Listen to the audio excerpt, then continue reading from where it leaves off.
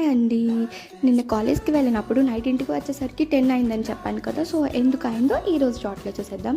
So, నేను morning వెళ్ళడం అయితే కాలేజ్‌కి లైక్ 9:30 అలా అయ్యింది. డ్రైవ్ కోసం వెళ్ళామనమాట. డ్రైవ్‌లో మనకి 4 రౌండ్స్ ఉంటాయి అని చెప్పారు. సో, ఫస్ట్ రౌండ్ వచ్చేసి ఇంటర్వ్యూ. ఆ ఇంటర్వ్యూ కంప్లీట్ అయ్యేసరికి 2:30 అలా అయిపోయింది. తర్వాత ఇంకొక 2 టెస్ట్స్ ఉన్నాయి. సో, ఆ టెస్ట్ ఐడీ క్రియేట్ చేయడానికి చాలా టైం పట్టింది. లైక్ అవంతా కంప్లీట్ అయ్యేసరికి 6:30 అయింది. తర్వాత మళ్ళీ విర్చువల్ ఇంటర్వ్యూ జరిగింది.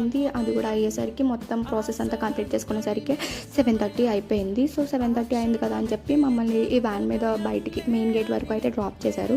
ఇక్కడైతే హనుమాన్ ఉంటారనమాట మా కాలేజ్ దగ్గర. సో, బయట తర్వాత అది కంప్లీట్ చేసుకొని బస్ ఎక్కేసి రాజమండ్రి రీచ్ అయ్యేసరికి 9 అయిపోయింది. సో, అక్కడి నుంచి మేము అంకుల్ ఉన్నారు, మా ఫ్రెండ్ వాళ్ళ డాడీ అంకుల్ బైక్ మీద అయితే ఇంటికి వచ్చేసారనమాట.